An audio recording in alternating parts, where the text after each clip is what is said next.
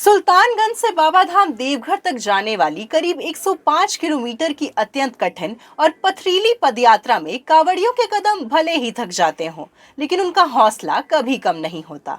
इस भक्तिमय यात्रा में कांवड़ियों को राह में राहत पहुंचाने के लिए जगह जगह कई सेवा शिविर लगाए गए हैं।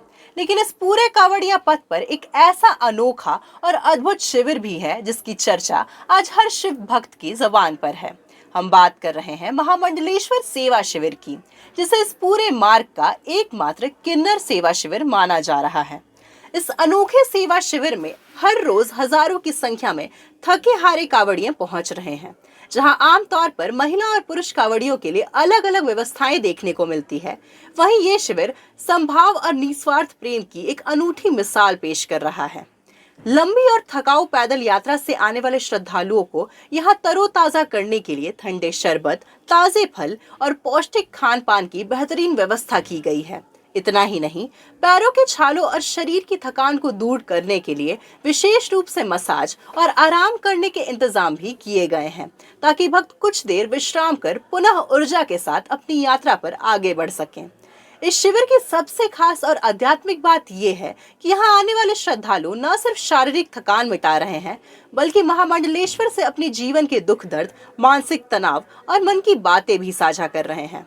महामंडलेश्वर पूरे स्नेह और आत्मीयता के साथ हर भक्त की बात सुनते हैं, उन्हें बाबा बैद्यनाथ के दर्शन का आशीर्वाद देते हैं और यात्रा को सफलतापूर्वक पूरा करने का आध्यात्मिक संबल प्रदान करते हैं। किन्नर समाज द्वारा दी जा रही ये निस्वार्थ और समर्पित सेवा कांवड़ियों के दिलों को छू रही है।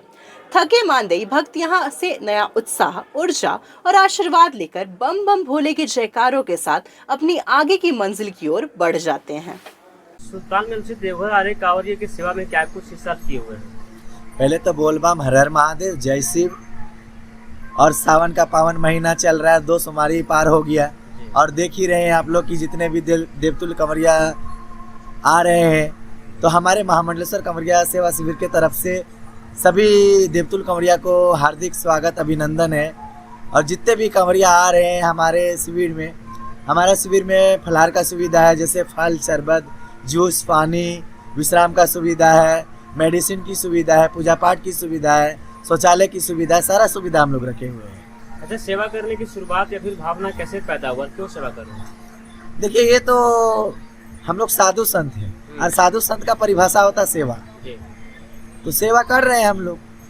बहुत बढ़िया। और प्रत्येक दिन बात करते हैं, कुछ अंदाज है कि कितने कांवरिया सेवा का लाभ लेते हैं? देखिए, सेवा का कोई गिनती नहीं होता, कोई अंदाज नहीं होता है। अच्छा। अब जितने भक्तगण आ रहे हैं सबके लिए हम लोग यहाँ पे बैठे हैं सेवा करने के लिए। अच्छा, ये पूरा सावन जारी रहेगा? जी, ये पूरा सावन चलता है।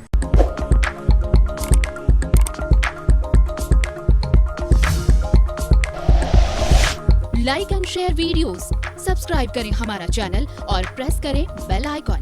न्यूज़ 11 भारत, सच है तो दिखेगा।